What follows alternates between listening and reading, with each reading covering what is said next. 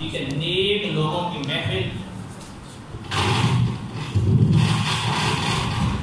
زندگی گزارنے کا بہترین حل ہے کہ انسان کی زندگی آسان انداز میں گزرے، بہترین انداز میں گزرے۔ تو انسان کو چاہیے کہ نیک لوگوں کی محفل، نیک لوگوں کی صحبت اور نیک لوگوں کی جو ہے مجلس کو جو ہے وہ اس میں شرکت کرے۔ تو لہذا اہل خیر کے ساتھ، نیک لوگوں کے ساتھ انسان بیٹھے گا تو انسان کی زندگی آسان انداز میں گزرے گی۔ صلوات پڑھیے محمد والے۔ عام نشینی کے حوالے سے کچھ فرامین آئمہ آپ کی خدمت عالیہ میں عرض کرنے ہیں کہ صحبت کیسی ہونی چاہیے، انسان کی مجلس اور محفل کیسی ہونی چاہیے، اور کیسے افراد کے ساتھ انسان کو بیٹھنا چاہیے، اور کن افراد کی محفل اور مجلس میں انسان کو شرکت کرنی چاہیے۔ قال رسول اللہ حضرت محمد مصطفیٰ صلی اللہ علیہ وآلہ وسلم نے ارشاد فرمایا کہ لا تجلسوا الا عند كل عالم يدعوكم من خمس الى خمس۔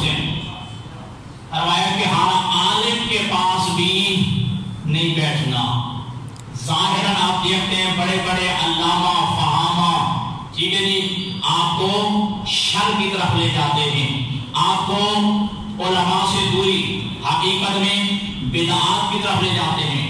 تو فرمایا لا تجلسوا عند كل عالم، ہر عالم کے پاس بھی مت بیٹھنا، الا یدعوکم من خمس الی خمس، مگر اس عالم کی محفل میں بیٹھنا، اس عالم کی صحبت میں بیٹھنا، اس عالم کی مجلس میں بیٹھنا جو تمہیں 5 چیزوں سے نکال کے 5 چیزوں کی طرف لے جائے۔ سبحان اللہ۔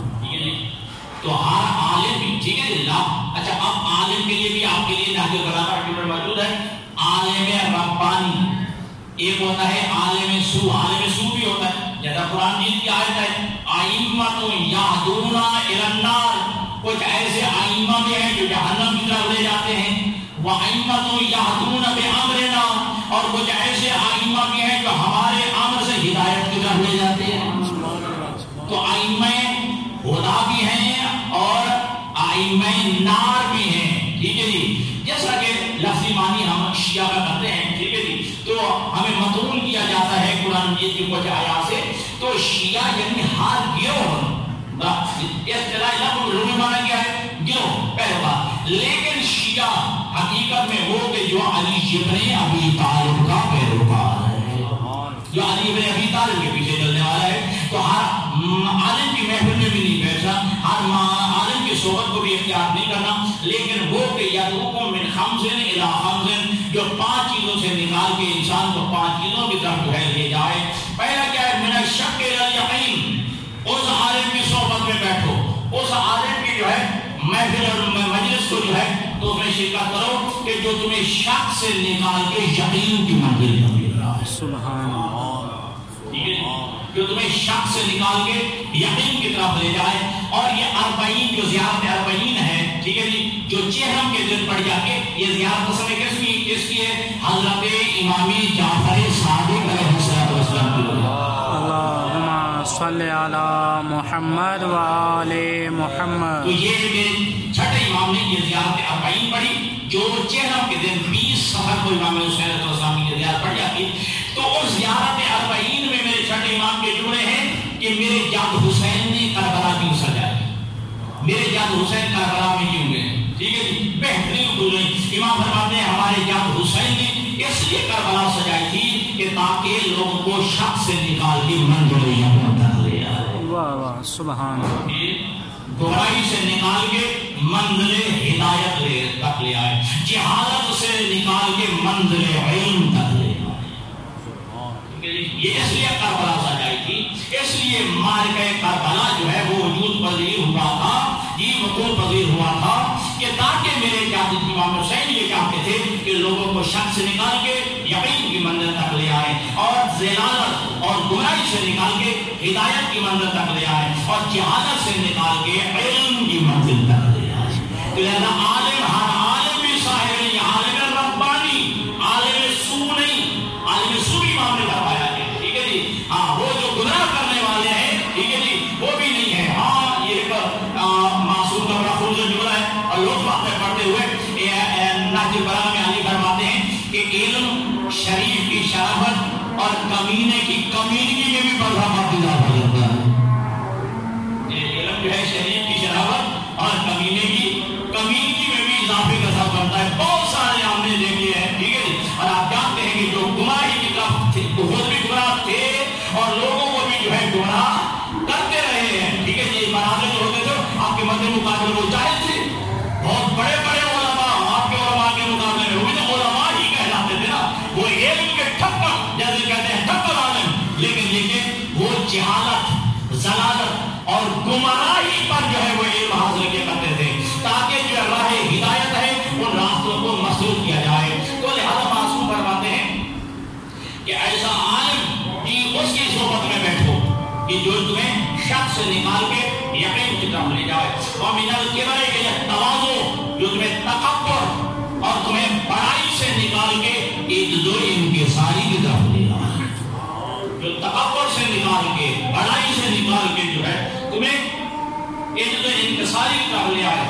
وَمِنَ الْعَدَاوَةِ إِلَى الْمُحَبَّةِ اور جو تمہیں عداوت اور دشمنی سے نکال کے مہر و محبت کی طرف لے آئے. ٹھیک ہے, جو عداوت سے نکال کے دشمنیوں سے نکال کے تمہیں مہر و محبت کی طرف جو ہے لے آئے. وَمِنَ الرِّيَاءِ عَلَى الْإِخْلَاصِ اور جو تمہیں ریا سے نکال کے خلوص کی طرف اخلاص کی طرف لے آئے. ٹھیک ہے جی. ہاں, وہ جو ہے وہ عالم جو ہے وہ عالم ربانی ہے جو تمہیں ریاکاری سے نکال کے اخلاص کی طرف لے آئے. وَمِنَ الرَّغْبَةِ فرمایا کہ إِلَى الرَّغْبَةِ إِلَى الزُّهْدِ معصوم فرماتے ہیں کہ وہ عالم دین جو دنیاوی محبت سے نکال کے تمہیں زہد اور تقوی کی منزل تک لے آئے. اور ہمارے ائمہ اس حدیث کے مصداق اول ہیں. ہمارے ائمہ جو مصداق اول ہیں اس حدیث کے, اور ہمارے ائمہ کے عالم بھی تھے نا. ہاں, یہ ایک الگ بات ہے کہ جب حضرت امام جعفر صادق علیہ السلام سے اللہم صلی علی محمد و آل محمد, ایک یہودی عالم نے کہا پوچھا تھا نا کیا آپ عالم ہیں, کیا کہنا ہے جس کا انکساری کا کیا کہنا.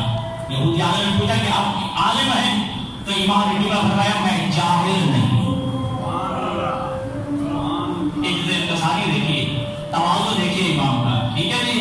ہاں, کائنات کا اس وقت بہت بڑا عالم ہے جعفر صادق جی, لیکن ایک جملہ کہا کہ الحمدللہ اللہ کی حمد ہے کہ میں جاہل نہیں.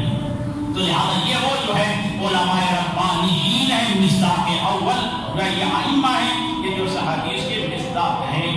حضرت امیر المومنین علی بن ابی طالب علیہ السلام صلی علی محمد و آل محمد. یہاں تک محفل کا پاس رکھنا چاہیے, اور محفل اور مجلس انسان کو کیسے اختیار کرنی چاہیے. معصوم ارشاد فرماتے ہیں کہ ومن جالس یہودی فاحسن مجالسته. ٹھیک ہے جی. وان جالس یہودی فاحسن مجالسته, اگر تو کسی یہودی کو بھی اپنی محفل میں بٹھائے تو محفل کے جو آداب ہیں وہ یہودی کے ساتھ بھی وہی کرتا ہوگا. محفل کا اپنا ایک اثر ہوتا ہے. ٹھیک ہے جی. اور آپ جانتے ہیں اور ہم فخر سے کہتے ہیں, ہم جتنے بھی غیر مسلم اقوام ہیں اور انہیں کہتے ہیں کہ یہ دین اسلام تلوار کے ذریعے جنگوں کے ذریعے یہ نہیں پھیلا ہے, یہ پیغمبر کی صحبت کا اثر ہوا. یہ پیغمبر کا اخلاق ہوا کرتا تھا. جیسے ہی یہودی عیسائی دیگر لوگ جو ہے پیغمبر کی صحبت میں بیٹھتے تھے, پیغمبر کی جو ہے محفل میں بیٹھتے تھے, لیکن جب اٹھتے تھے تو کلمہ پڑھ کے اٹھا کرتے. تو لہذا اگر کسی یہودی کے ساتھ بھی محفل کرو تو ان کے ساتھ بھی اچھی محفل کا جو ہے اثر چھوڑو. من جالس الجہال, اب جاہلوں کے ساتھ نہیں بیٹھنا. اگر جاہلوں کے ساتھ بیٹھو گے, جاہلوں کی مجلس, جاہلوں کی صحبت اور جاہلوں کی محفل ہوگی تو پھر کیا ہوگا.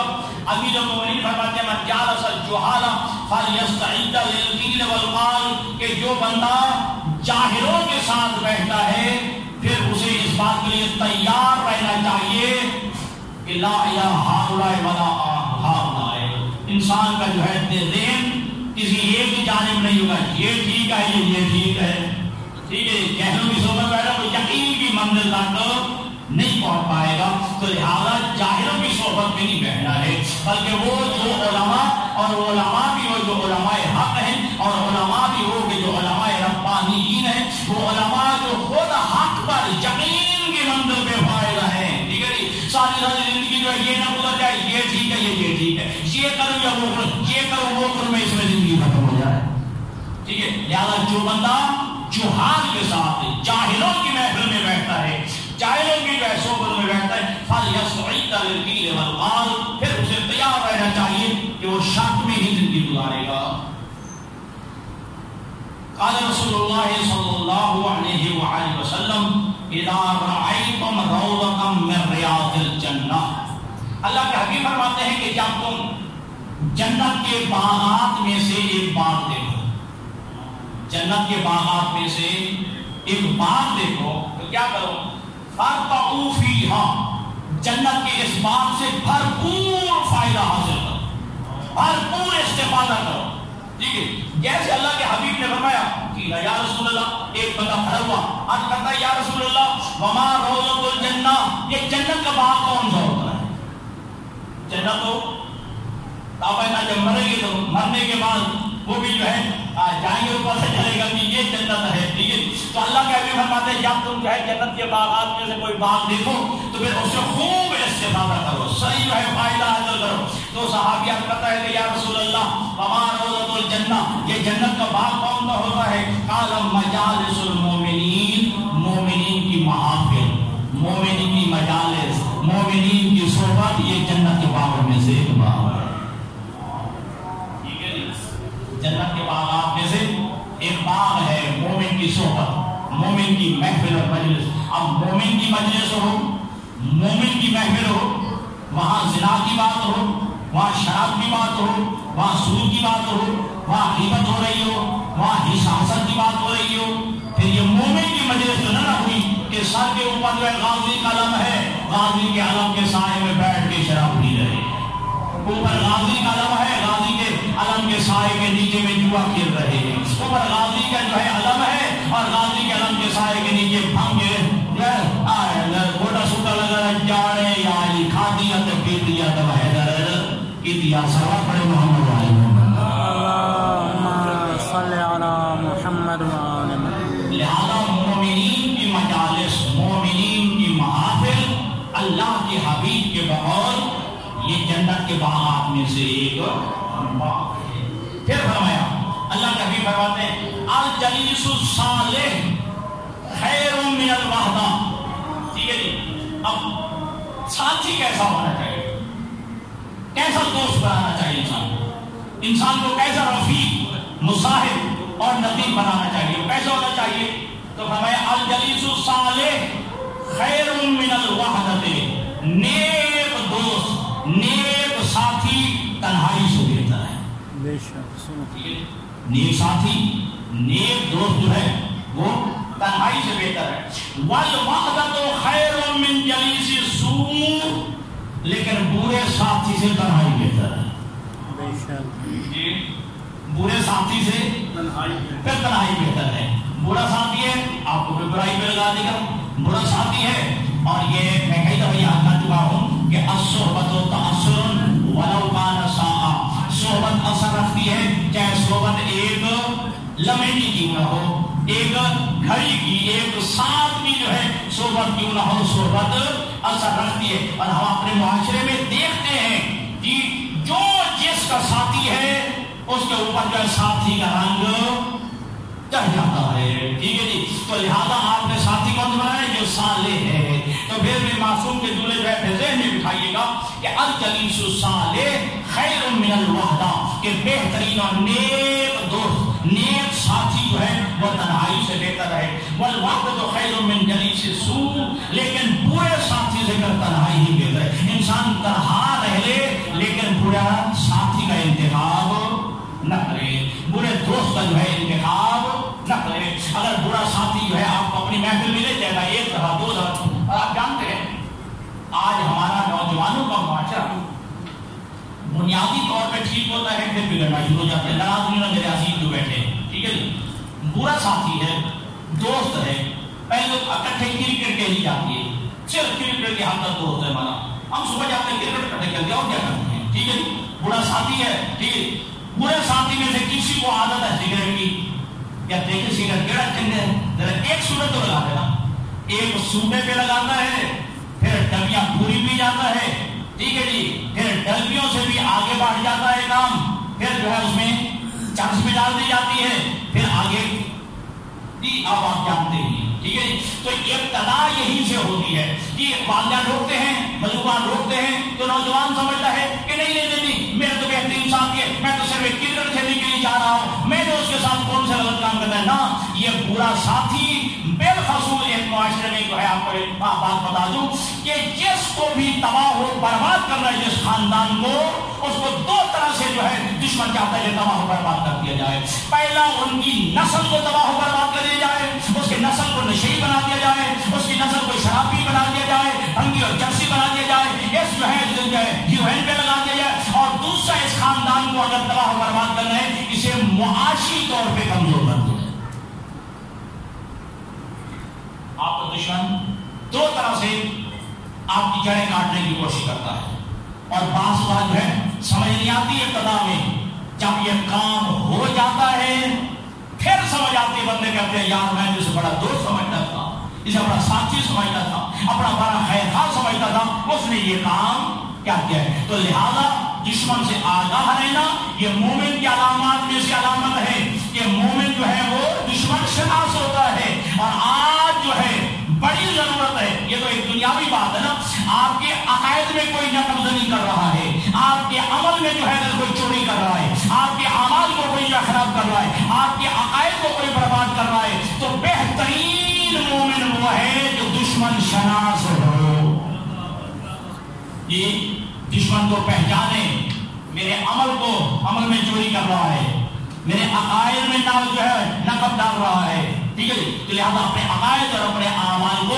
بچا کے رکھیے گا اور دشمن شناس بنیے، ٹھیک ہے۔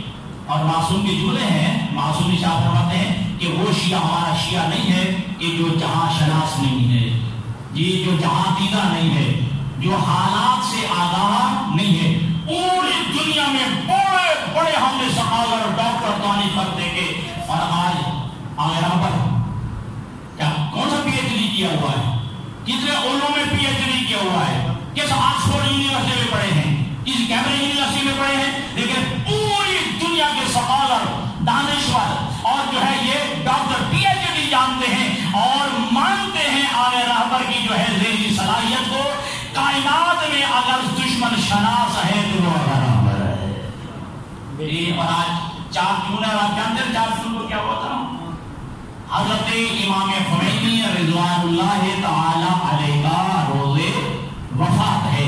آج کے دن حضرت امام خمینی رضوان اللہ تعالی علیہ کا ارتحال ہے، اور آج کے دن آپ نے ریلت فرمائی تھی اور ویڈیو کئی دفعہ وائرل ہو چکی ہے، اور آپ دیکھ چکے ہیں کہ آخری جملہ السلام علیکم ورحمۃ اللہ وبرکاتہ کہا ہے، ضرور کر لو، ٹھیک ہے جی۔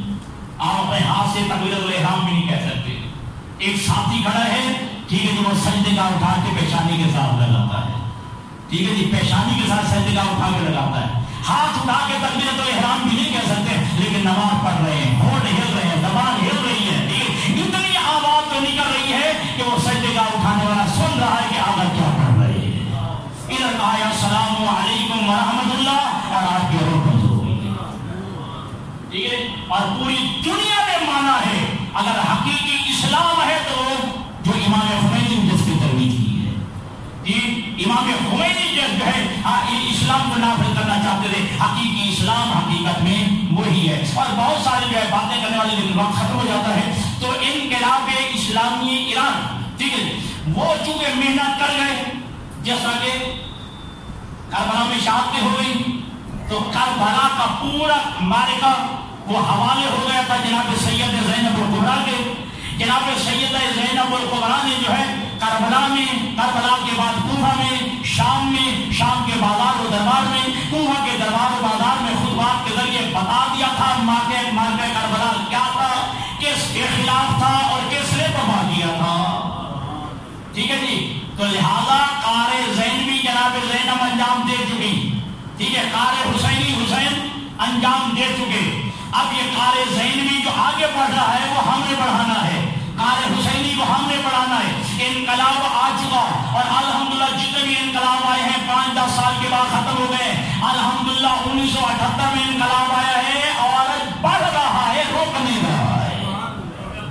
پہلے ایران کے لوگ آغا رہبر کو رہبر شاہ جی مانتے تھے، آغا خامنائی کو صرف ایران کے لوگ جو ہے رہبر مانتے تھے. آج فلسطین کا اہل سنت بھی مانتا ہے، یمن کا حوثی بھی مانتا ہے، لبنان کا عیسائی بھی رہبر مانتا ہے.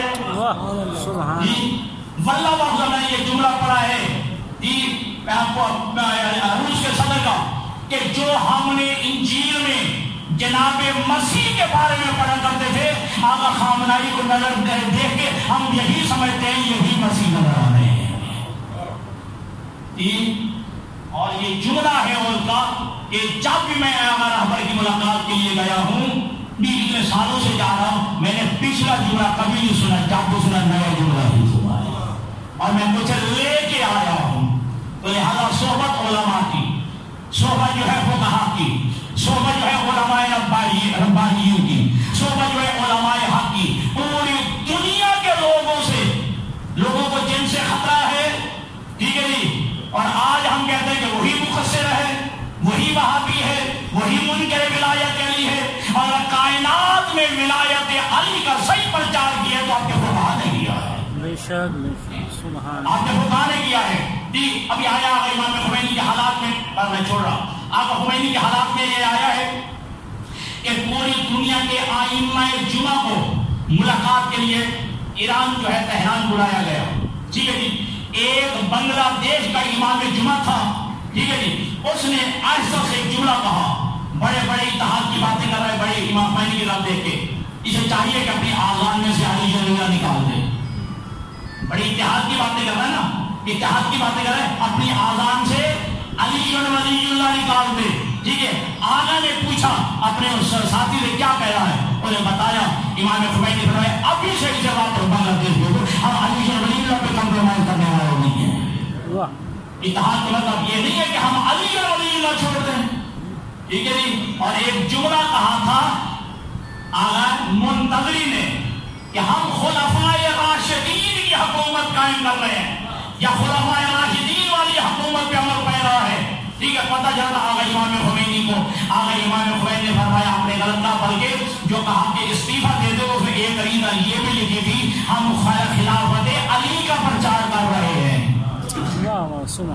ہم خلافت علی کا پرچار کر رہے ہیں، جو حکومت علی ہے، جو امامت علی ہے، ہم اس کا. اتحاد کا یہ مطلب ہے کہ ہم اپنا مذہب چھوڑ دیں نا، اس کا مطلب یہ جو مشترکات ہیں اس پہ اتفاق ہو، جو مشترکات ہیں اس پہ اتفاق ہو. یہاں علماء فقہا، علماء ربانیین اور علماء حق کی صحبت کو اختیار کیجیے اور اپنے دشمن کو پہچانیے اور دشمن شناس بنیے. جو آپ کے عمل میں نقد لگاتا ہے، جو آپ کے عقیدے میں چوری کر رہا ہے، اس سے خبردار رہیے، ہوشیار رہیے. اسی میں انشاءاللہ دنیا میں بھی بھلائی ہے اور آخرت میں بھی بھلائی ہے. وآخر دعوانا